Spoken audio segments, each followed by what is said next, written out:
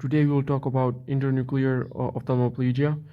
So, uh, so normally in a normal patient, when we want to, let's say, look to the left, then what we need to do is stimulate the lateral rectors of the left eye and the medial rectors of the right eye if you want to look to the left.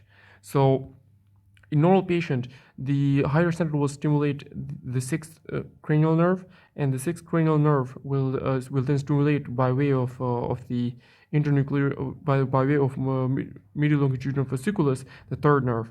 So these two will be stimulated at the same time, and so the third nerve here will stimulate the medial rectus of the right eye, and the sixth nerve will stimulate the ipsilateral lateral rectus of the left eye, and that way these two muscles will be stimulated, and the patient will look to the left. So this is what we all, like a normal patient, a normal person, person does it.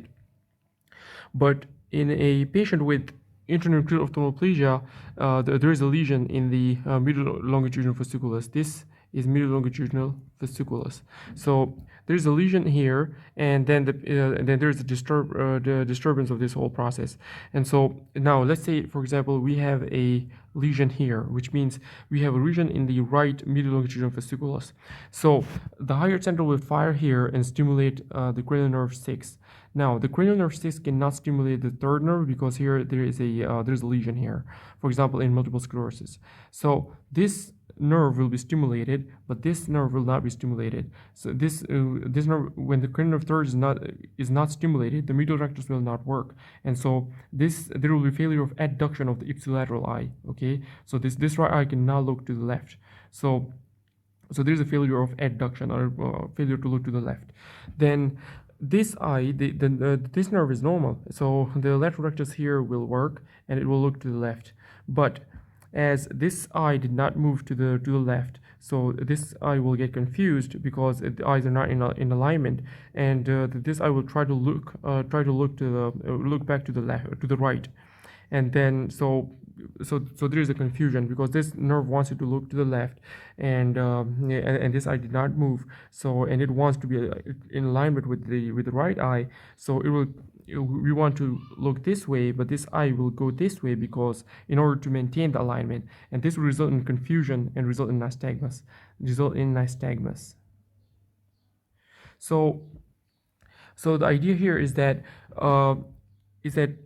you have to know the eye with failure of adduction, okay, failure to look medially, is the eye with internuclear ophthalmoplegia. Here we have a right side lesion, so the right eye cannot be adducted or look to the medial side. Okay, the medial rectus does not work. So the medial rectus is normal, but it's just the MLF that that results in a failure of medial, failure to look medially. So ipsilateral. So there will be failure of adduction of the ipsilateral eye, and there will be nystagmus in the contralateral eye, like we talked about. So this commonly occurs in multiple sclerosis, and it's a really important topic to be aware of. I hope this was helpful.